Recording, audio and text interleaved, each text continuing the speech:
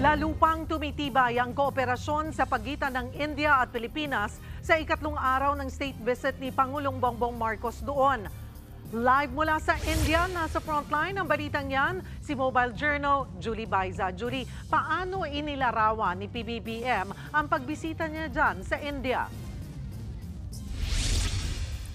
Cheryl, day 3 na nga ni Pangulong Bongbong Marcos dito sa India at inilarawan niya bilang productive at constructive state visit. Ito nga pagbisita niya sa India, sinabi yan ng Pangulo matapos makipagpulong kay Indian President Draupadi Murmu.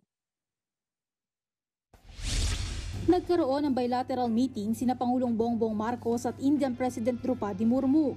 Sa kanilang pagpupulong, nagpasalamat si PBBM sa mainit na pagtanggap ng India sa kanya at sa delegasyon ng Pilipinas. Patunay raw ito ng lumalalim pang relasyon ng dalawang bansa. This has been one of my most productive and constructive visits that I have ever had. Inspired daw ang Pangulo sa magandang kinalabasan ng kanilang pagpupulong dito. Nag-courtesy call din si PBBM sa Indian Minister of Health and Family Welfare. Layo nitong paigtingin pa ang pagtutulungan ng dalawang bansa sa usapin ng kalusugan. Habang nasa India ang Pangulo, umaaray naman ang mga magsasaka sa Pilipinas dahil sa pagbaba ng presyo ng palay. Ang dahilan, pagbaha ng imported rice sa merkado.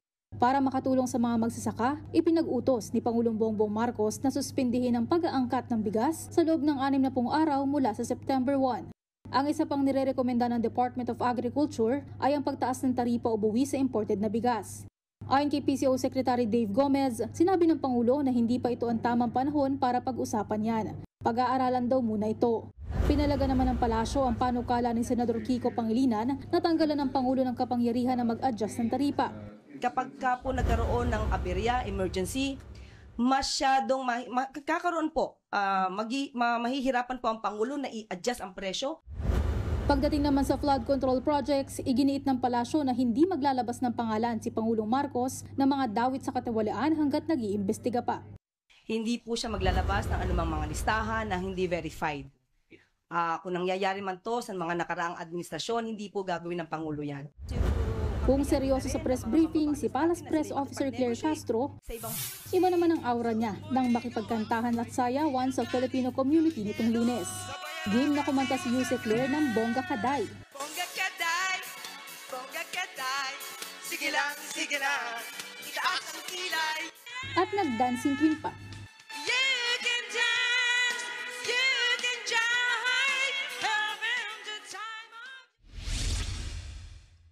Cheryl, ngayong araw nakipagpulong din si Pangulong Bongbong Marcos sa mga negosyante dito sa India. Tinawag niya na most open at liberal ang investment environment ng bansa sa ilalim ng kanyang administrasyon. Hinikayat din niya na magkaroon ng business-to-business cooperation sa larangan ng information and communications technology, pharmaceutical, health, infrastructure na makatutulong daw at iyan ang pinaka-priority ng kanyang administrasyon. Cheryl? Maraming salamat, Mobile Journal Julie Baiza. Mga kapatid, Cheryl Cosing po. Maging maalam at may pakialam sa mga napapanahong issue at headlines. Mag-follow at mag-subscribe na sa social media pages ng News 5.